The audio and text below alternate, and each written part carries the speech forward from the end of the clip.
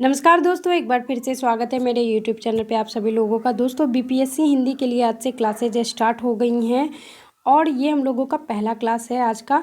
इसमें हम लोग भाषा और वर्णमाला से संबंधित जितने भी टॉपिक हैं उन सभी चीज़ों को देखेंगे। एक भी ऐसा टॉपिक नहीं बचेगा जहाँ से प्रश्न आपके पूछे और आपको प्रश्न का आंसर ना आए। तो वीडियो को अंत तक ज़रूर देखें।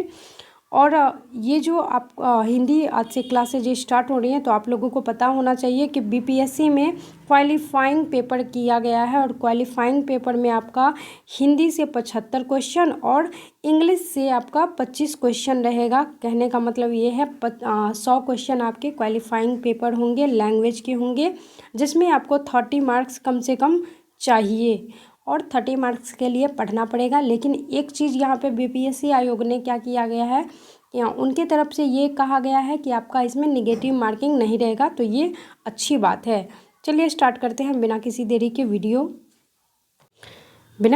के चलिए स्टार्ट करते हैं। वीडियो में अंत तक ज़रूर बने रहें। देखिए, सबसे पहले है आपको वर्णमाला पढ़ने से पहले आपको भाषा समझना होगा कि भाषा क्या होता है। भाषा भली भांति आप लोग परिचित होंगे, जिसको लैंग्वेज कहते हैं। तो भाषा क्या होता है? संप्रेषण का साधन होता है। भाषा जो सरल भाषा में कहे, संप्रेषण का साधन होता है, जिसमें हम क्या करते हैं कि अपने भावों की अभिव्यक्ति या विचार जो भी मन में आ रहे हैं तो उसकी अभिव्यक्ति दूसरे के समक्ष करते हैं। तो उस अभिव्यक्ति को प्रदान करने के लिए, आदान प्रदान करने के लिए, संप्रेषित करने के लिए तो भाषा की आवश्यकता होती है। ठीक है, आइए जानते हैं हम भाषा क्या होती है। तो भाषा वह साधन है जिसके द्वारा मनुष्य बोलकर, सुनकर, लिखकर, पढ़कर अपने मनोभावों एवं विचारों का क्या करता है? आदान प्रदान करता है। और भाषा शब्द की जो उत्पत्ति हुई है वो संस्कृत के भास धातु से हुई है, ये आपको ध्यान में रखना है। ठीक है, भाषा शब्द की उत्पत्ति संस्कृत भाषा के भास धातु से हुई है, जिसका अर्थ होता है, क्या होता है? टू स्पीक होता है, बोलना होता है। ठीक है, आई होप समझ गए होंगे। बहुत ही सरल भाषा में मैंने लिखने का प्रयास किया है। तो भाषा एक संप्रेषण के रूप में समझिए आप। भाषा तो समझ गए कि भाषा एक साधन होता है, यानी जिसके थ्रू हम लोग क्या करते हैं? अपने विचारों की अभिव्यक्ति दूसरे के समक्ष करते हैं। अब है भाषा एक संप्रेषण के रूप में। तो भाषा एक संप्रेषण के रूप में क्या है? संप्रेषण यानी कम्युनिकेशन। संप्रेषण एक व्यापक शब्द है। संप्रेषण के इशारे संप्रेषण के अनेक रूप हो सकते हैं। कुछ लोग क्या करते हैं? इशारों में भी बात करते हैं, सांकेतिक रूप से करते हैं। कुछ लोग सांकेतिक रूप से बात करते हैं और दूसरे तक अपने भावों की अभिव्यक्ति पहुंचा देते हैं। तो भाषा भी संप्रेषण का ही एक रूप है। भाषा भी संप्रेषण का एक रूप है, यानी कि कम्युनिकेट करने का जो रूप है वो भाषा भी एक कम्युनिकेशन का ही रूप है, संप्रेषण का रूप है। ये आपको ध्यान में रखना है। संप्रेषण अलग चीज़ हुआ। संप्रेषण मतलब हम एक दूसरे के साथ कैसे बोल पाते हैं। जैसे मान लीजिए हमें अभी भाषा पढ़ाना है, लेकिन अगर हमारी अभिव्यक्ति आप लोगों को समझ में नहीं आ रही है तो हम आपसे सही से संप्रेषित नहीं कर रहे हैं, सही से आपको बता नहीं रहे हैं, तो वो संप्रेषण हो गया। ठीक है, लेकिन वो भाषा एक लिपि के थ्रू पढ़ाया जाता है या बताया जाता है, जो कि आगे हम लोग इस पे भी चर्चा करेंगे, कौन सी लिपि में कौन सा भाषा प्रयोग किया जाता है। तो आगे बढ़ते हैं। भाषा भी संप्रेषण का एक रूप है, ये आपको ध्यान में रखना है। ठीक है, आगे बढ़ते हैं। भाषा के संप्रेषण में दो लोगों का होना अनिवार्य होता है ना। यदि आप किसी को बता रहे हैं, जैसे मान लीजिए हम ही अभी आप लोगों को बता रहे हैं, तो हम बता रहे हैं लेकिन आप लोग सुन ही नहीं रहे हैं, तो इसमें संप्रेषण ये नहीं हो पा रहा है। यदि आप सुने, उसको विचार करें, विमर्श करें और समझें, तो वो संप्रेषण सक्सेस हो गया। तो भाषा के संप्रेषण में दो लोगों का होना अनिवार्य है, एक अपनी बात को व्यक्त करने वाला और दूसरी उस बात को ग्रहण करने वाला। ठीक है, जो भी इन दोनों के बीच संप्रेषित हो जाता है तो उसको क्या कहते हैं? संदेश कहते हैं, टू इन्फॉर्म हो जाता है। ठीक है, भाषा में यही कार्य वक्ता और श्रोता द्वारा किया जाता है। इतना चीज़ नहीं याद रखना है आप लोगों को, बस इतना याद रखिए कि भाषा एक संप्रेषण का साधन है, जो हम अपने मन की बात या अपने विचार या अभिव्यक्ति दूसरों के सामने प्रेषित करते हैं, तो वही भाषा होता है। भाषा के 3 रूप हैं, ये भी पता होगा आप लोगों को: मौखिक भाषा, लिखित भाषा और सांकेतिक भाषा, ये मैं नहीं समझती हूँ कि आप लोगों को बताना अनिवार्य है। मौखिक भाषा मतलब जब हम कभी कोई भाषा का प्रयोग करते हैं तो मुख के थ्रू करते हैं, मुंह से बोल के करते हैं, तो मौखिक भाषा के अंतर्गत आ जाएगा। लिखित भाषा में मतलब लिखकर प्रयोग करते हैं, और सांकेतिक भाषा में इशारे के द्वारा या संकेत के द्वारा करते हैं संप्रेषित, तो वो सांकेतिक भाषा हो जाएगा। आइए जानते हैं, किसी भी भाषा को एक से अधिक लिपियों में लिखा जा सकता है। जैसे मान लीजिए हिंदी को ही लिखना है तो किसी भी भाषा को लिखने के लिए लिपि का प्रयोग होता है, और यहाँ पे एक से अधिक लिपि का प्रयोग आप कर सकते हैं किसी भी भाषा को लिखने के लिए। दूसरी ओर से भाषाओं की एक लिपि हो सकती है, अर्थात एक से अधिक भाषाओं को किसी एक खास लिपि में लिखा जा सकता है। जैसे हमारी हिंदी जो भाषा है, मातृभाषा है या राजभाषा है, तो उसको लिखने के लिए भी एक लिपि की आवश्यकता होती है, जो कि कौन सी लिपि हो जाएगी? देवनागरी लिपि हो जाएंगी, बिल्कुल देवनागरी लिपि हो जाएगी। देखिए उदाहरण के लिए हिंदी भाषा को हम देवनागरी लिपि में लिखते हैं, और रोमन को रोमन में भी लिख सकते हैं। जैसे आइए समझते हैं कैसे लिख सकते हैं। जैसे देवनागरी लिपि में हम लोगों ने, ये हिंदी है ना, हिंदी में लिखा है तुम आम खा रहे हो, तो ये देवनागरी लिपि हो गया। और रोमन लिपि में इसी चीज़ को लिख दे तो ये ऐसे हो जाएगा, तुम आम खा रहे हो, बस ये लिपि चेंज हो गई है, ठीक है। तो इस लिपि को देवनागरी लिपि कहते हैं, और इसको क्या कहते हैं? रोमन लिपि कहते हैं। अब हिंदी जिस लिपि में लिखी जाती है उसका नाम देवनागरी लिपि है, और ये आपको ध्यान में रखना है। देवनागरी लिपि का विकास ब्राह्मी लिपि से हुआ है। सबसे पुरानी लिपि कौन सी है? ब्राह्मी लिपि है। ये आपको बहुत ही ज़्यादा ध्यान रखना है। ब्राह्मी लिपि याद रखिएगा, देवनागरी लिपि का विकास वहीं से हुआ है। अब कुछ भाषाओं की लिपि है जहाँ से डायरेक्ट प्रश्न आ जाते हैं, तो इन बातों को भी बहुत ज़्यादा ध्यान में रखना आवश्यक है। जैसे मान लीजिए हिंदी हो गई, संस्कृत हो गई, मराठी हो गई, नेपाली हो गई, बोडो हो गया, तो इन सभी भाषाओं की जो लिपि है वो कौन सी लिपि है? देवनागरी लिपि है। हिंदी, संस्कृत, मराठी, नेपाली, बोडो। पूछ दिया जाएगा कि मराठी भाषा की लिपि कौन सी है, तो देवनागरी लिपि ही है। हिंदी, संस्कृत, मराठी, नेपाली, बोडो की कौन सी लिपि है? देवनागरी लिपि है। और फ्रेंच, अंग्रेजी, French, German, Spanish, Italian, Polish, Mizo की बात करें तो ये सभी भाषाओं की जो लिपि हो जाएगी क्या हो जाएगी? रोमन लिपि हो जाएगी, ठीक है, ध्यान रखिएगा आप लोग। वही बात करें पंजाबी की, तो पंजाबी की जो लिपि हो जाएगी वो गुरुमुखी हो जाएगी, ध्यान में रखिएगा, बहुत ही महत्वपूर्ण है। और उर्दू, अरबी, फारसी की हो जाएगी फारसी, ठीक है। आई होप आप लोगों ने लिपि भाषा सभी सही से समझ गए होंगे। अब आगे बढ़ते हैं वर्ण की तरफ, वर्णमाला के तरफ, ठीक है। वर्णमाला हम लोग बचपन से ही पढ़ते आ रहे हैं, लेकिन थोड़ा बहुत कुछ लोग होंगे जो भुला दिए होंगे, कोई बात नहीं। इस वीडियो को देखते ही आप लोगों का जो यादें हैं वो अपने आप ताज़ा हो जाएंगी। चलिए स्टार्ट करते हैं बिना किसी देरी के। वर्ण या वर्णमाला, तो वर्णमाला को हम लोग जानते हैं। वर्णमाला मतलब अल्फ़ाबेट, है ना। तो वर्ण क्या होता है? तो वर्ण हम लोग बचपन से याद करते आ रहे हैं कि भाई उस मूल ध्वनि को कहते हैं जिसका खंड या टुकड़ा नहीं किया जा सकता है ना। जिसका खंड या टुकड़ा नहीं किया जा सकता वही वर्ण है।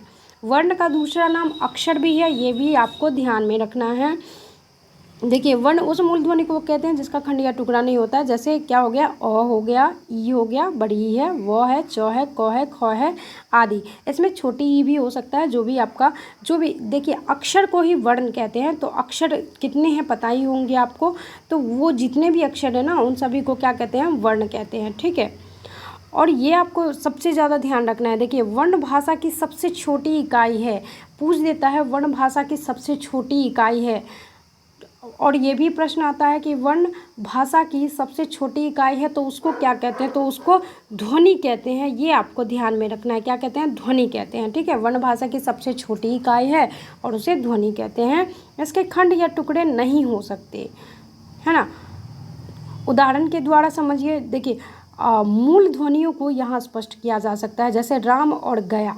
थोड़ा सा समझ लीजिए, राम और गया, यहाँ पे मैंने एग्जाम्पल लिया है। देखिए यहाँ पे 4 मूल ध्वनियाँ हैं राम में और गया में, है ना। 4 मूल ध्वनि है जिसके खंड बिल्कुल नहीं किए जा सकते। अब बोलिएगा कैसे नहीं किया जा सकता?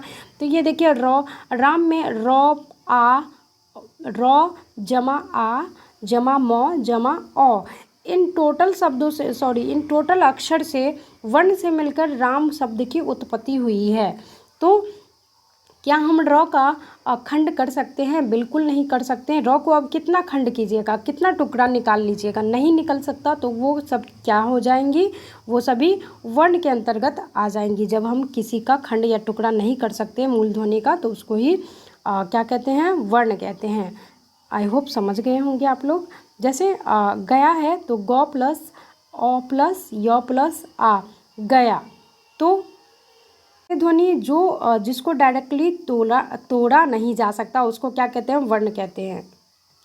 ठीक है, तोड़ा नहीं जा सकता उसको वर्ण कहते हैं, खंड नहीं किया जा सकता। आई होप समझ गए होंगे आप लोग। तो हिंदी में जो वर्ण होते हैं वो 52 होते हैं। कितने होते हैं? 52 होते हैं वर्ण। ये आपको ध्यान में रखना है। और कहीं कहीं आपको 41 भी देखने को मिलेंगे। और ठीक है, लेकिन हिंदी में ये याद रखिएगा, देखिए ये उच्चारण के आधार पे भी होता है और लेखन के आधार पे होता है। लेकिन ऐसा प्रश्न अभी तक नहीं आया है कि लेखन के आधार पे पूछे या उच्चारण के आधार पे। आपका डायरेक्टली प्रश्न बनता है कि हिंदी में कुल वर्ण कितने होते हैं, तो 52 वर्ण होते हैं। ये आपको खास ध्यान रखना है। अब आते हैं वर्णमाला पे। वर्ण समझ गए, अब वर्णमाला पे आ जाइए। वर्णमाला क्या होता है? तो वर्णों के समूह को ही वर्णमाला कहते हैं। अक्षरों का जो समूह होता है ना, तो उसको क्या कहते हैं? वर्णमाला कहते हैं।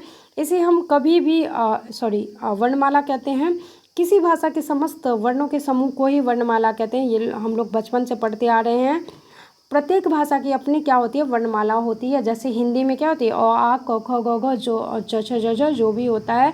और अंग्रेजी में ए से जेड तक ले लीजिए, तो वो सभी क्या हो जाएंगी? वर्णमाला हो जाएंगी। ठीक है, आगे चले। अब वर्ण के भेद। अब जो थोड़ा धीरे धीरे अब क्या बहुत ही महत्वपूर्ण चीज़ें आ रही हैं। वर्ण के भेद। वर्ण के 2 भेद होते हैं, स्वर और व्यंजन, जिसको वॉवेल और कॉन्सोनेंट के नाम से जाना जाता है। ये भी आपको पता होना चाहिए। स्वर क्या होता है? तो स्वर जो होता है, जिसको हम लोग अंग्रेजी में वॉवेल कहते हैं, तो वे वर्ण जिनके उच्चारण में किसी अन्य वर्ण की सहायता की आवश्यकता नहीं होती है, यानी जिसके उच्चारण में हम किसी भी प्रकार की सहायता किसी से नहीं लेते हैं, तो वही हमारा वॉवेल हो जाएगा, स्वर हो जाएगा। इसके उच्चारण में कंठ तालु का उपयोग होता है, लेकिन जीभ या होंठ का उपयोग नहीं होता। तो स्वर मतलब जिसमें हम कंठ तालु का प्रयोग तो करते हैं, लेकिन जीभ होंठ का प्रयोग नहीं करते हैं, जिसके बोलने में किसी अन्य वर्ण की सहायता नहीं ली जाती है, तो उसको क्या कहेंगे हम लोग? वॉवेल कहेंगे, स्वर कहेंगे। आपको ये ध्यान में रखना है कि हिंदी वर्णमाला में स्वर की संख्या कितनी होती है? तो ये स्वर की संख्या 11 होती है। कुल वर्ण की संख्या पूछे तो 52 होती है, और कुल स्वर की संख्या कितनी होती है? 11 होती है। ये ध्यान में रखना है, ये भी याद रख लीजिएगा। अ आ ई उ ए ऐ ओ औ और री होता है। ये आपको ध्यान में रखना है। ठीक है, ये टोटल स्वर हैं, 11 होते हैं। हिंदी में देखिए, हिंदी में 11 स्वर होते हैं, लेकिन जैसे ही संस्कृत की बात करें तो वहाँ पे आपका 13 स्वर हो जाएगा। तो संस्कृत तो पढ़ना नहीं है, सीटेट वालों को पढ़ना है। तो सीटेट वाले यदि देख रहे हैं तो 13 स्वर होते हैं संस्कृत में, ये आपको ध्यान में रखना है। और हिंदी में कितने होते हैं? 11 होते हैं। आगे बढ़ते हैं। अब स्वर के भेद भी देख लेते हैं। स्वर के 2 भेद हैं। स्वर आप लोगों ने जान लिया। अब स्वर के भेद देखिए, तो मूल स्वर एक होता है और एक होता है संयुक्त स्वर। मूल स्वर, संयुक्त स्वर। देखिए, मैं गहराई से पढ़ा रही हूँ आप लोगों को, बिल्कुल डेप्थ से पढ़ा रही हूँ, ऊपर से नहीं पढ़ा रही हूँ कि आपका कोई भी प्रश्न आए तो आपका छूटना नहीं चाहिए, ये मैं प्रॉमिस करती हूँ। आपका अगर आप वीडियो देख रहे हैं, अंत तक बने हैं, जो अभी तक जो बने हैं, तो उनका सिलेक्शन 100% होगा, इतनी मैं गारंटी लेती हूँ। बस आपको पढ़ना है। ठीक है, स्वर के 2 भेद होते हैं, मूल स्वर और संयुक्त स्वर। अब मूल स्वर क्या होता है? तो मूल स्वर ये होते हैं, मूल स्वर अ आ ई उ ए ओ। ठीक है, कितने हो गए? 1 2 4 6 8। 8 आपके मूल स्वर हो गए। 8 ही है ना? 2 4 6 8 मूल स्वर कितने हो गए? 8 हो गए। और आपको ध्यान में ये रखना है, प्रश्न आपके ऐसे बनेंगे कि ई दे देगा, ई देगा और बड़ी ई दे देगा, उसमें से आपको चुनना रहेगा कि संयुक्त स्वर है या मूल स्वर है, बताइए। तो आपका ये कौन सा है? ये आपका है मूल स्वर है। ठीक है, मूल स्वर है, 8 हैं ये। और संयुक्त स्वर की बात करें तो संयुक्त स्वर मतलब जो जुड़ा हुआ हो, जैसे ए है तो अ प्लस ए मिलके क्या बना है? ए बना है। और औ कैसे बना है? अ प्लस औ मिलके औ का निर्माण होता है। आगे बढ़ते हैं। कहीं भी दिक्कत समझने में हो तो कमेंट करके ज़रूर बताएं, समाधान बिल्कुल किया जाएगा। मूल स्वर के भेद, यदि आप मेरी वॉइस समझ में नहीं आ रही हो या फिर अच्छे से संप्रेषित नहीं हो पा रहा है तो वो सभी चीज़ें भी क्लियरली बताइएगा, जिससे मैं कोशिश करूँगी कि उन चीज़ों को मैं सही कर सकूँ। तो जो भी गलतियाँ होती हैं, खामियाँ होती हैं, अगर मुझसे होती है तो प्लीज़ कमेंट करके ज़रूर बताएं, तो मैं उसको आगे से सही करने की कोशिश करूँगी। अब मूल स्वर के भी कुछ भेद होते हैं। मूल स्वर के 3 भेद होते हैं। मूल स्वर के कितने भेद होते हैं? 3 भेद होते हैं। पहला होता है हर्ष स्वर, दीर्घ स्वर और प्लुत स्वर। अब हर्ष स्वर किसे कहते हैं, यहाँ से भी प्रश्न बनते हैं आपके। तो मैंने ऐसा एक भी कुछ नहीं बचा है जिसको मैंने इस वीडियो में नहीं लिया है, पूरा डीपली मैं पढ़ा रही हूँ, आपका एक भी प्रश्न नहीं छूटेगा। हर्ष स्वर किसे कहते हैं? तो जिन स्वरों के उच्चारण में कम समय लगता है उन्हें हर्ष स्वर कहते हैं। बहुत ही सिंपल है हर्ष स्वर, जिस स्वर के उच्चारण में कम समय लगता है उसको क्या कहेंगे? हर्ष स्वर कहेंगे। ये 4 होते हैं, ये आपको ध्यान में रखना है। कई बार इसकी संख्या भी पूछ देती हैं कि हर्ष स्वर के कितने संख्या हैं, तो ये इसके 4 होते हैं, अ आ उ और री। अ आ उ और री इसके हर्ष स्वर के 4 संख्या होती हैं और जिसके उच्चारण में कम समय लगता है। दीर्घ स्वर क्या होता है? तो देखिए हर्ष स्वर के हर्ष स्वर से जिसमें दुगुना समय लगता है, जिसके उच्चारण में हर्ष स्वर से दोगुना समय लगता है, तो वही दीर्घ स्वर होता है। नाम से ही स्पष्ट है, दीर्घ मतलब थोड़ा सा बड़ा। और दीर्घ स्वर कितने होते हैं? तो ये 7 होते हैं, ये याद रख लीजिएगा। आ ई उ ए ऐ ओ औ, ठीक है। 7 दीर्घ स्वर होते हैं, आपको पहचान करने के लिए भी बोला जा सकता है। तो हर्ष स्वर कितने होते हैं? 4 होते हैं। दीर्घ स्वर कितने होते हैं? 7 होते हैं। तो ये आपको ध्यान में रखना है। और मूल स्वर कितने होते हैं? 8 होते हैं, एक बढ़ जाता है। अब देखिए दीर्घ स्वर की बात करें तो दीर्घ स्वर जैसे आप लोगों ने जाना कि आ, तो आ का निर्माण कैसे हुआ है? तो अ प्लस अ जब बनता है, मिलता है, तो आ का निर्माण होता है। बड़ी ई का निर्माण कैसे होता है? तो छोटी ई और छोटी ई जब मिलती है तो बड़ी ई का निर्माण होता है। बड़ा ऊ का निर्माण छोटा ऊ और छोटा ऊ के मिलने से होता है। और ए का निर्माण अ प्लस ई जब मिलता है तब होता है। और ऐ का निर्माण जब होता है अ जोड़ ए मिलके ऐ का निर्माण होता है। और ओ का निर्माण अ जोड़ ओ मिलके ओ का निर्माण होता है। ओ का निर्माण कैसे होता है? अ जोड़ ओ मिलके, ठीक है। समझ गए होंगे, ये चीज़ें सब भी देख लीजिएगा, यहाँ से भी प्रश्न बन जाते हैं। ए का निर्माण किन वर्णों से हुआ है? तो अ जोड़ ई मिलके ए का निर्माण हुआ है, ठीक है। आगे बढ़ते हैं, प्लुत स्वर को जान लेते हैं। प्लुत स्वर क्या है? तो इन दोनों स्वरों में से ज़्यादा समय लगता है इसमें। तो वे स्वर जिनके उच्चारण में तिगुना समय लगता है उसे प्लुत कहते हैं। तिगुना समय हर्ष स्वर में कम समय लगता है, दीर्घ स्वर में थोड़ा सा अधिक समय लगता है, और प्लुत स्वर में तिगुना समय लगता है, तो उसको क्या कहेंगे? प्लुत स्वर कहेंगे। इसका जो चिन्ह होता है ये एस की तरह होता है, इसको ध्यान में रखिएगा। और इसका प्रयोग अधिकतर संस्कृत में किया जाता है, या फिर बुलाने के समय जो हम लिखते हैं ना, तो उन चीज़ों में इसका प्रयोग किया जाता है। देखिए यहाँ पे भी लिखा गया है, पुकारते समय इसका प्रयोग किया जाता है। जैसे हम बोलेंगे सुनो, सुनो, थोड़ा सा ये क्या होता है, अ की मात्रा आती है तो इसको एस, संस्कृत में एस की तरह ये होता है, मतलब अंग्रेजी में एस की तरह होता है, और इसका प्रयोग संस्कृत में अधिक आपको देखने को मिलेगा। जैसे राम, राम को हम चिल्ला के बुलाएंगे तो जैसे अ ज़्यादा आएगा, तो वैसे ओम ही बोलेंगे, तो मतलब प्लुत स्वर में क्या होता है? तिगुना समय लगता है, ये आपको ध्यान में रखना है, ठीक है। अब चलते हैं, अयोगवा भी जान लेते हैं। अयोगवा क्या है? भर भर के प्रश्न आते रहते हैं, एक भी टॉपिक आपका नहीं बचेगा। तो अयोगवा ये होते हैं, अंग और अह को अयोगवा कहते हैं, ठीक है। ये आपको एकदम से दिमाग में सेट करना है कि अयोगवा मतलब अंग और अ। वर्णमाला में इसका स्थान स्वर के बाद होता है और व्यंजन के पहले होता है। स्वर के बाद आपसे ऐसे भी डायरेक्टली प्रश्न पूछा जा सकता है कि ऐसे वर्णमाला जिसका स्वर के बाद प्रयोग होता है और व्यंजन से पहले प्रयोग होता है, तो उसको क्या कहते हैं? तो उसको कहते हैं अयोगवाह। और ये सिर्फ 2 होते हैं। कितने होते हैं? 2 होते हैं। अंग और देखिए, अंग को अनुस्वार और अह को विसर्ग कहते हैं, ये भी तो पता ही होगा। विसर्ग ऐसे होता है ना, अंग को अंगस्वार कहते हैं, यानी कि किसी भी, जैसे ये है अ पे इस हम लोग बिंदु बैठा देते हैं तो अंग कहते हैं, जिसको अनुस्वार हम लोग पढ़ते हैं।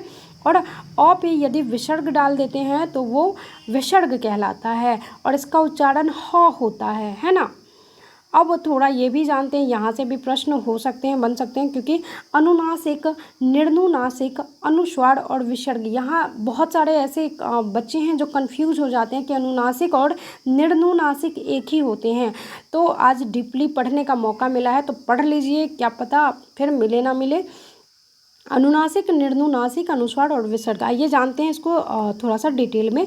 अनुनासिक, निर्नुनासिक, अनुस्वार और विसर्ग, हिंदी में स्वरों का उच्चारण अनुनासिक और निर्नुनासिक से ही होता है। अनुस्वार और विसर्ग व्यंजन है, ये आपको ध्यान में रखना है। अनुस्वार और विसर्ग क्या है, व्यंजन है जो स्वर के बाद स्वर से स्वतंत्र होते हैं। इनके संकेत चिन्ह देख लीजिए, संकेत चिन्ह क्या होते हैं। तो अनुनासिक, जैसे देखिए, जैसे हम लोग चांद लिखना होता है, अनुनासिक में चांद लिखना होता है तो इसका प्रयोग करते हैं, इस चांद का प्रयोग करते हैं। और जो ऐसे चांद लिखते हैं ना वो गलत लिखते हैं, तो उनका गलत हो जाता है। तो अनुनासिक आप अच्छे से समझ लीजिए कि अनुनासिक क्या होता है। तो ऐसे स्वरों का उच्चारण नाक और मुंह से होता है और उच्चारण में लघुता रहती है, जैसे गांव, दांत, आंगन, सांचा इत्यादि। समझ गए अनुनासिक। अब कभी भी भूले से भी भूला नहीं जाएगा, अनुनासिक समझ गए होंगे। अब चलते हैं अनुस्वार पे। अनुस्वार मतलब यह स्वर के बाद आने वाला व्यंजन होता है जिसकी ध्वनि नाक से निकलती है ना। अनुस्वार पढ़े होंगे हम लोग, है ना। अ पे डाल देते हैं ऐसे बिंदु तो क्या होता है वो अनुस्वार। जैसे अंगूर, अंगद, कंकन, ये सभी क्या हो जाएंगे, अनुस्वार हो जाएंगे। अब आगे बढ़ते हैं। अब निर्नुनासिक भी समझ लेते हैं। निर्नुनासिक क्या होता है। तो निर्नुनासिक केवल मुंह से बोले जाने वाले स्वस्वर वर्णों को निर्नुनासिक कहते हैं। जैसे हम बोलते हैं इधर, उधर, आप, अपना, घर इत्यादि, तो ऐसे ये क्या हो जाएगा, मुंह से, सिर्फ डायरेक्टली मुंह से, इसमें कोई भी किसी भी प्रकार का न चांद लगेगा न अनुस्वार लगेगा। इधर, उधर, आप, अपना, घर, मुंह से बोले जाने वाला, इसमें ज़्यादा फोर्स भी नहीं किया जा सकता। इधर, उधर कैसे बोल के देखिए थोड़ा सा। तो निर्नुनासिक में क्या, केवल मुंह से बोले जाने वाले वर्ण को ही निर्नुनासिक कहते हैं। समझ गए होंगे आप लोग। आगे बढ़ते हैं। अब विसर्ग क्या होता है। विसर्ग भी अयोगवा होता है, बताया है ऊपर जस्ट अभी। तो अनुस्वार की तरह विसर्ग भी स्वर के बाद आता है। यह व्यंजन है और इसका उच्चारण ह की तरह होता है। संस्कृत में इसका काफ़ी प्रयोग होता है, लेकिन हिंदी में अब इसका अभाव होता जा रहा है। हिंदी में हम लोग विसर्ग का प्रयोग नहीं करते, ना के बराबर करते हैं, और संस्कृत में इसका प्रयोग करते हैं, है ना। किंतु तत्सम शब्दों को देखा जाए तो इसका उपयोग आज भी होता है। तत्सम शब्द भी हम लोग पढ़ेंगे, शब्द जब पढ़ना होगा तो पहले इन चीज़ों को कंप्लीट कर लेते हैं। तो तत्सम शब्द की बात करें तो जैसे देखिए, मनः, कामना, पयः, पान, अतः, स्वतः, दुख इत्यादि, ये सब क्या है, तत्सम शब्द है। और तत्सम शब्द क्या होते हैं, जो संस्कृत से मिलता जुलता रहता है उसको ही तत्सम शब्द कहते हैं। तो ये विसर्ग समझ गए होंगे कि विसर्ग क्या होता है। अब कोई भी कन्फ्यूजन, किसी भी प्रकार का कन्फ्यूजन नहीं रहना चाहिए, और जिनको कन्फ्यूजन है वो एक बार रिपीट करके वीडियो ज़रूर देख ले। अब चलते हैं व्यंजन पे। व्यंजन अब आ गया। व्यंजन कॉन्सोनेंट, स्वर पूरा कंप्लीट हो गया, भाषा पूरा कंप्लीट हो गया। अब व्यंजन पढ़ लेते हैं हम लोग जल्दी जल्दी से। व्यंजन क्या होता है। तो जिन वर्णों को बोलने के लिए स्वर की सहायता लेनी पड़ती है। जिन वर्णों को बोलने के लिए हमको क्या होता है, वर्ण तो समझ गए ना, वर्ण को समझाना नहीं पड़ेगा। तो जिन वर्ण का हम उच्चारण करते हैं और उसे बोलने के लिए, उच्चारित करने के लिए यदि हम किसी स्वर की सहायता ले लेते हैं तो उसे ही व्यंजन कहते हैं। समझ गए होंगे। आइए जानते हैं। जैसे ये क, ख, ग, घ, च, छ, ये सब क्या हो जाएंगे, व्यंजन हो जाएंगे। और ये आपको ध्यान में रखना है, हिंदी में व्यंजन वर्णों की संख्या 33 होती है। ये ऑथनेटिक है और ये भारत सरकार, केंद्र सरकार, NCERT सभी मानता है 33 ही है। लेकिन यदि आप बहुत सारे ऐसे बुक आपको मिलेंगे जहाँ पे आपको व्यंजन 41 भी मिल सकता है, 41 भी मिलेगा, कहीं कहीं 43 भी मिलेगा, लेकिन ज़्यादातर आपको 33 देखने को मिलेगा और 41 देखने को मिलेगा। तो आपको जैसे ऑप्शन मिले वैसे सेलेक्ट कर सकते हैं। 33 है तो 33 ही ऑप्शन आपका सही होगा 100%, क्योंकि ये केंद्र सरकार, भारत सरकार, राज्य सरकार सभी के द्वारा ये प्रमाणित है। ठीक है। तो हिंदी में व्यंजन वर्णों की संख्या कितनी है, 33 है। ठीक है, ध्यान रखिएगा। ये है आपके 33। क वर्ग से लेके प वर्ग तक इतना आपका हो जाता है। फिर य र ल व अंतस्थ व्यंजन हो गया, और फिर तालव्य स, मूर्धन्य स, दंत स, ह। ये आपका टोटल मिला के यानी कि आपका स्पर्श व्यंजन, अंतस्थ व्यंजन और ऊष्म व्यंजन मिला के आपका हो गया कितना, 33 आपका हिंदी में मूल व्यंजन हो गया। ठीक है, आगे बढ़े, ध्यान में रख लीजिएगा। हम लोग स्पर्श व्यंजन पे भी आते हैं। अब आई है बात स्पर्श व्यंजन की, तो उसको भी क्लियर करना है। दिमाग में कोई भी कन्फ्यूजन हो तो कमेंट करके ज़रूर बताएं। आप लोगों का कमेंट, आप लोगों का लाइक हमें बहुत ही मोटिवेट करता है कि हम आगे भी वीडियो बनाएं। और चैनल पे नए हैं तो सब्सक्राइब ज़रूर करें और दोस्तों में भी शेयर करें, ताकि उन लोगों का भी सिलेक्शन हो सके। अकेले अकेले लड्डू नहीं खाना है, दूसरों को भी लड्डू खिलाना है। क्योंकि बीपीएससी एग्ज़ाम जैसे ही होगा ना, वैसे ही आपका नियोजन हो जाएगा, सिलेक्शन हो जाएगा। और ये नियोजन हाथ से गया ना तो फिर 5 साल 10 साल आप लोग बैठे रहिए। मैं बार बार रिपीट करती हूँ, तो इसका मतलब ये नहीं कि कुछ भी बोलती हूँ, आप लोगों के लिए कह रही हूँ। ये गोल्डन चांस मिला है आप लोगों को, सिलेक्शन ले लीजिए और निकल जाइए अपने परिवार के साथ खुशियाँ मनाने। चलिए व्यंजन पे आते हैं। व्यंजन पढ़ लिए हम लोग। अब व्यंजन में आया है स्पर्श व्यंजन, अंतस्थ व्यंजन और ऊष्म व्यंजन। तो ये चीज़ें क्या होती हैं आइए जान लेते हैं। तो स्पर्श का अर्थ होता है छूना। जिन व्यंजनों का उच्चारण करते समय जीभ मुंह के किसी भाग जैसे कंठ, तालु, मूर्धा, दांत, होंठ आदि स्पर्श करती है तो उसे ही स्पर्श व्यंजन कहते हैं। ठीक है, स्पर्श का अर्थ क्या होता है, छूना होता है। जिन व्यंजनों का उच्चारण करते समय, तो जिनके उच्चारण में कंठ, तालु, मूर्धा, दांत, होंठ आदि का स्पर्श होता है ना, तो उसे ही स्पर्श व्यंजन कहते हैं। और ये होते हैं 25। बहुत ही ट्रेंडिंग क्वेश्चन है ये, क्वेश्चन बहुत ज़्यादा आता है। स्पर्श व्यंजन की संख्या कितनी होती है, तो भाई होती है, कितनी होती है, 25 होती है। मैंने जस्ट अभी बताया है कि क वर्ग से लेके आपको प वर्ग तक, क वर्ग से लेके प वर्ग तक जो भी है आपका 25 हो जाना चाहिए। तो वो सभी क्या होते हैं, स्पर्श व्यंजन होते हैं। इसमें थोड़ा सा चांस मार लेते हैं, क्योंकि स्पर्श व्यंजन पढ़ रहे हैं तो इसमें ये पूछ देता है कि आपका उच्चारण स्थान भी पूछ देता है आपका। तो देखिए ये आपको ध्यान में रखना है। क वर्ग से लेके, क वर्ग में क्या होता है, क, ख, ग, घ, र होता है ना, र पढ़ा जाता है इसको, सॉरी। तो क, ख, ग, घ, र इन सभी का जो उच्चारण होता है, उच्चारण स्थान होता है, ये कंठ होता है। ये आपको ध्यान में रखना है। आपसे पूछ दिया जाएगा कि ख और ग का उच्चारण स्थान बताए, तो वो क्या होगा, कंठ होगा। ठीक है, समझ गए होंगे। इसके साथ ही हम लोग जो भी चीज़ें हैं उसको रिलेट करके पढ़े, ताकि आपको आसानी हो समझने में, एक भी चीज़ें नहीं छूटे। अब वही बात करें च वर्ग की, तो चौ से लेके यौ तक आता है। तो इसमें भी 5 होते हैं ना, इसमें भी 5 वर्ण होते हैं। और इसका जो उच्चारण स्थान होता है तालु होता है। क्या होता है, तालु होता है च वर्ग का उच्चारण स्थान। समझ गए होंगे। ट वर्ग की बात करें तो ट में जितने होते हैं ये ट, ठ, ड, ढ, न, ण, तो ये मूर्धा का स्थान होता है। ट वर्ग का स्थान कहाँ होता है, मूर्धा का होता है। मूर्धा से इसका उच्चारण होता है। जैसे ठ, आप बोल के देखिए, ठ, ठ कहाँ से उच्चारित होता है, मूर्धा से उच्चारित होता है। मूर्धा को स्पर्श जब तक नहीं किया जाएगा तब तक ठ, ट या कुछ भी है, ट वर्ग का कोई भी वर्ड बोला नहीं जाएगा, कोई भी अक्षर। ठीक है, आगे बढ़े। त वर्ग की बात करें तो त से लेके नौ तक होता है। और इसका जो स्पर्श होता है दांतों से किया जाता है, यानी इसका उच्चारण स्थान, त वर्ग का उच्चारण स्थान किससे होता है, तो दांतों से होता है, दंत से होता है। जैसे आप बोल के देखिए। और एक बात, जब कभी भी उच्चारण से प्रश्न आए तो आपको बोल के मन ही मन बोल के देख लेना है, या बोल के देख लेना है, धीरे से बोल के देख लेना है। क्योंकि एग्जाम हॉल में आप जोर से बोल नहीं सकते, तो थोड़ा सा बोल के देख लीजिए, तब आपका स्पष्ट हो जाएगा कि इसका दांत से उच्चारण होता है, मूर्धा से होता है कि कंठ से होता है। ठीक है, जैसे आप तो बोल के देखिए, तो कहाँ से निकल रहा है, तो कंठ से तो निकल रहा है, लेकिन इसका मूल जो है जब तक दांत से नहीं होगा ना, तो को बिना दांत स्पर्श किए आप नहीं बोल सकते। तो दांत का उच्चारण तो वर्ग का उच्चारण स्थान क्या हो जाएगा, दांत हो जाएगा। समझ गए होंगे। अब प वर्ग मतलब होठों से स्पर्श करते हुए इसको बोला जाता है। तो प आप बोल के देखिए, प, फ, ब, तो क्या होता है, होठों का स्पर्श करना अनिवार्य है। जब तक होठों का स्पर्श नहीं होगा तब तक आप बोल नहीं सकते। आई होप आप सभी अच्छे से समझ गए होंगे। अब बढ़े आगे। अब अंतस्थ व्यंजन पे बढ़ते हैं। अंतस्थ व्यंजन क्या होता है, यहाँ से भी प्रश्न बहुत ही पूछा जाता है। देखिए, अंतः का अर्थ होता है भीतर। आपको परिभाषा नहीं याद करनी है, आपको बस इतना याद रखना है कि ये व्यंजन होते हैं 4। अंतस्थ व्यंजन कितने होते हैं, 4 होते हैं।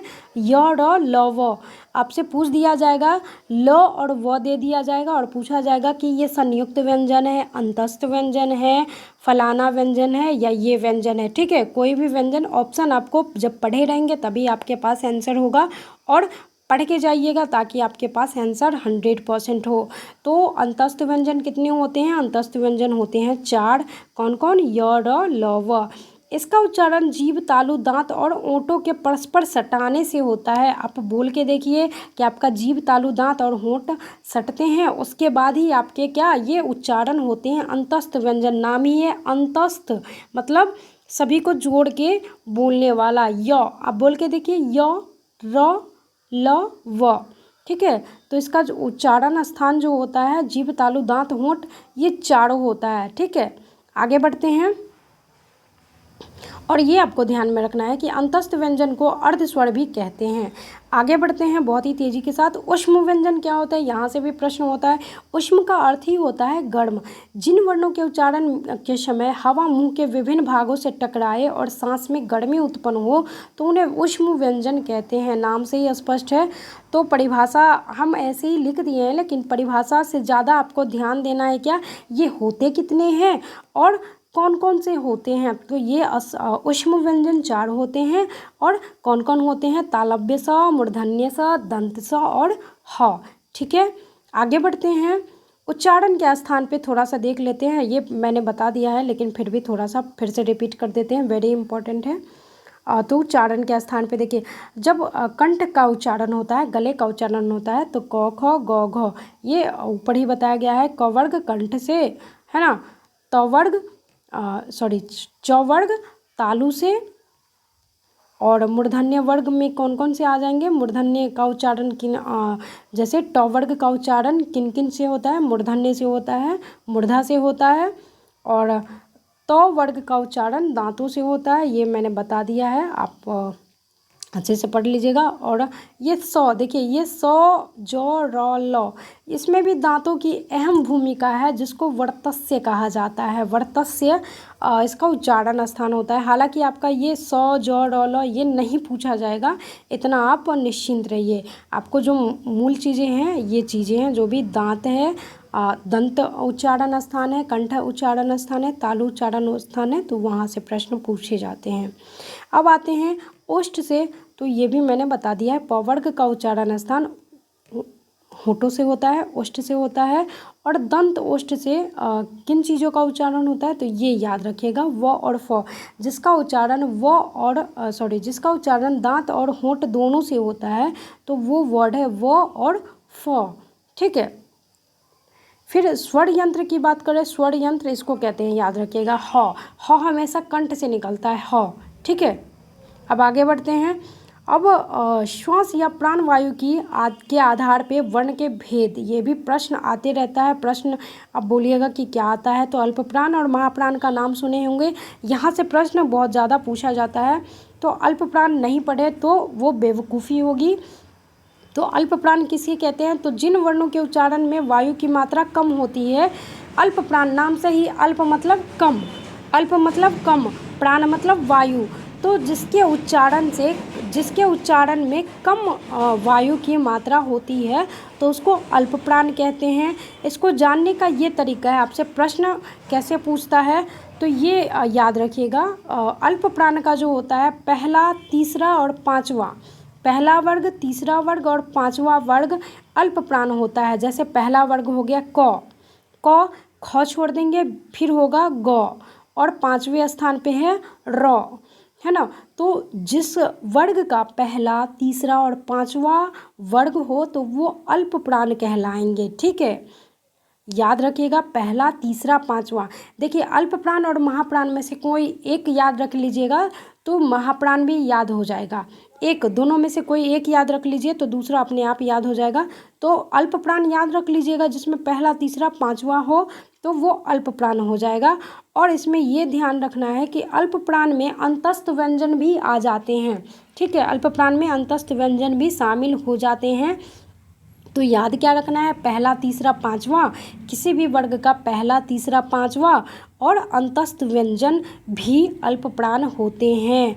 आई होप किसी भी प्रकार का आपको समझने में दिक्कत नहीं लग रहा हो। अब आगे बढ़ते हैं। महाप्राण, जिन वर्णों के उच्चारण में वायु की मात्रा अधिक होती है वे महाप्राण कहलाते हैं। और इसमें प्रत्येक वर्ग का दूसरा चौथा वर्ण होता है, दूसरा चौथा वर्ण होता है, और इसके साथ साथ ऊष्म वर्ण भी होता है, तो वो महाप्राण होता है। आप एक याद कर लीजिएगा दोनों में से, तो ये दूसरा अपने आप याद हो जाएगा, ठीक है। तो इसमें जो क्या होता है, दूसरा चौथा, उसमें क्या था, अल्प प्राण में पहला तीसरा पांचवा था, और इसमें दूसरा और चौथा है। तो जैसे ख, घ, छ, ज, ख कितने स्थान पे होता है, तो दूसरे स्थान पे होता है। घ कितने स्थान पे होता है, तो चौथे वर्ण पे स्थान पे होता है। छ की बात करें तो कौन से स्थान पे है ना, च, छ दूसरे स्थान पे है। फिर झ चौ वर्ग के चौथे स्थान पे होता है। तो ये सभी क्या हो जाएंगे, दूसरा और चौथा वर्ण वाला जो भी हो जाएगा तो वो महाप्राण हो जाएंगे। और इसमें ऊष्म व्यंजन भी ऐड हो जाएगा। ऊष्म व्यंजन मतलब हम लोगों ने अभी पढ़ा है, ऊष्म व्यंजन 4 होते हैं, तालव्य सा, मूर्धन्य सा, दंत सा और ह, ठीक है, अच्छे से समझ गए होंगे। अब चलते हैं संयुक्त व्यंजन पे। संयुक्त व्यंजन किसे कहेंगे, तो जो व्यंजन दो या दो से अधिक व्यंजनों के मेल से बनता है वे संयुक्त व्यंजन कहलाते हैं। देखिए इसकी भी संख्या 4 होती हैं, ये भी यहाँ से भी प्रश्न आता है।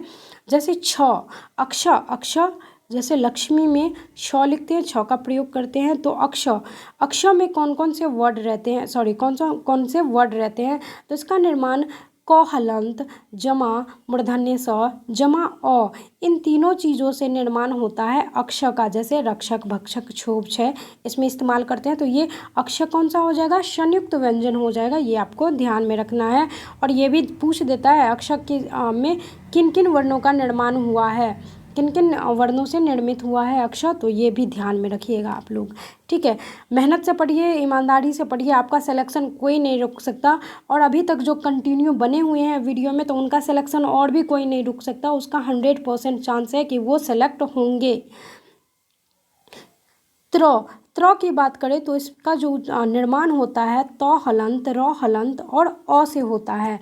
त हलंत, र हलंत और अ से होता है। कहीं कहीं आपको देखने को इतना ही मिल जाएगा, त हलंत और र। देखिए र हलंत दे दिया है तो यहाँ पे अ आ जाएगा, लेकिन यहाँ पे त दिया रहता और र यहाँ पे दिया रहता, तो ये इसका त्र का निर्माण हो जाता। लेकिन यहाँ पे र हलंत है, र हलंत का मतलब होता है आधा, ठीक है, आधा होता है। तो त्र का निर्माण त हलंत, र हलंत प्लस अ से बना है। तो त्र, जैसे ये सर्वत्र हम लोग कहते हैं या त्रिकोण कहते हैं, तो उसमें इसका प्रयोग करते हैं। ज्यों की बात करें तो ज्यों में ज हलंत और य हलंत प्लस अ हलंत, इन चीज़ों से निर्माण हुआ है ज्यों का, ठीक है। जैसे सर्वज्ञ, ज्ञाता, ज्ञान, ठीक है, समझ गए होंगे। अब वही बात करें श्र की, तो श्र में तालव्य स, छोटा र हलंत और अ, इससे निर्माण हुआ है श्र का, जिसपे हम लोग ये वर्ड सब बनाते रहते हैं, श्रीमान, श्रम, परिश्रम आदि। तो संयुक्त व्यंजन भी 4 हो गए। कौन कौन हो गए, अक्ष हो गया, त्र हो गया, ज्यों हो गया और श्र हो गया। इन चीज़ों को ध्यान में रखिएगा। और निर्मित किन चीज़ों से होता है ये भी ध्यान में रखिएगा। अब लास्ट स्टेज पे हम लोग आ गए हैं घोष और अघोष व्यंजन। घोष व्यंजन क्या होता है, तो ये भी यहाँ से आपके प्रश्न डायरेक्ट आपके प्रश्न परिभाषा से नहीं पूछे जाते, लेकिन परिभाषा देख लीजिएगा। नाद की दृष्टि से जिन व्यंजन वर्णों के स्वर तंत्रियाँ झंकृत होती हैं वे घोष कहलाती हैं। आपको इतना भारी भरकम चीज़ याद नहीं रखना है। इसमें क्या रखना है याद, घोष वर्ण होता क्या है, तो तीसरा, चौथा और पांचवा घोष वर्ण होता है। तीसरा, चौथा, पांचवा क्या होता है, घोष वर्ण। जैसे महाप्राण में, अल्प प्राण में हुआ था, तो एक चीज़ याद कर लीजिएगा तो अपने आप वो हो जाएगा। तो तीसरा, चौथा, पांचवा क्या हो जाएगा, घोष वर्ण हो जाएगा। और ये इसके साथ साथ अंतस्थ व्यंजन भी आ जाएंगे, य, र, ल, व, ठीक है। तीसरा, चौथा, पांचवा य, र, ल, व और ह, यानी ऐसे याद रखना है, तीसरा, चौथा, पांचवा और अंतस्थ व्यंजन घोष वर्ण कहलाते हैं, ठीक है। अब अगला है अघोष। अघोष क्या होता है? अघोष में नाद की दृष्टि से जिन व्यंजन वर्णों के उच्चारण में स्वतंत्रियाँ झंकृत नहीं होती है, इसमें झंकृत होती थी घोष में, इसमें नहीं होती है, तो इसमें दूसरा और पहला और दूसरा आ जाएगा। कौन सा आ जाएगा? पहला और दूसरा वर्ण आ जाएगा। और इसके साथ साथ ऊष्म व्यंजन के सिर्फ 3 वर्ण आ जाएंगे, जिसमें तालव्य स, मूर्धन्य स और दंत स हो जाएंगे। ठीक है, तो अघोष भी समझ गए। पहले इसमें पहला आता है वर्ग और ये दूसरा वर्ग आता है, और साथ ही साथ तालव्य स, मूर्धन्य स और दंत स आता है। ठीक है, इन चीज़ों को थोड़ा सा देख लीजिएगा अच्छे से। हर्षवर्ड, और यहाँ पे देखिए, यहाँ पे लिखा हुआ है व्यंजन तो 41 होते हैं, लेकिन आपको याद रखना है NCERT मानता है 33 ही होते हैं। ठीक है, ये अच्छे से देख लीजिएगा। और ये द्विगुण थोड़ा देख लीजिएगा, ड और ढ द्विगुण कहलाते हैं। बाकी मैंने इन सभी चीज़ों को अच्छे से कवर ऊपर करवा दिया है। ठीक है, आगे बढ़ते हैं। आगे है, बस अंतिम है, अंतिम चरण पे है। ड और ढ का उच्चारण इसका उच्चारण शब्द के आरंभ में द्वितत्व या द्विगुण के नाम से जाना जाता है। हर स्वर के बाद अनुनासिक व्यंजन के संयोग से बनता है। इतना आपको ध्यान में नहीं रखना है, आपको ये याद रखना है कि ड और ढ का उच्चारण ड और ढ जो होते हैं वो क्या होते हैं, तो द्विगुण होते हैं या द्वितत्व होते हैं। ठीक है, ये सब ऐसे डाका डमरू वगैरह ये सब चीज़ें हैं। तो ठीक, आई होप आप लोगों ने अच्छे से समझा होगा। और आज का टॉपिक यही ख़त्म हो गया। भाषा वर्णमाला से संबंधित एक भी चीज़ ऐसी नहीं बची है जो कि आपका पूरा नहीं हुआ हो, इसमें नहीं करवाया गया हो। चलिए मिलते हैं अगले टॉपिक में, अगले वीडियो में। तब तक के लिए पढ़ते रहिए, मेहनत करते रहिए। धन्यवाद वीडियो में बने रहने के लिए। और नए हैं तो ज़रूर लाइक सब्सक्राइब करें और दोस्तों में भी शेयर करें अगर BPSC में सिलेक्शन लेना है तो। मिलते हैं अगले वीडियो में, तब तक के लिए धन्यवाद। जय हिंद, जय भारत।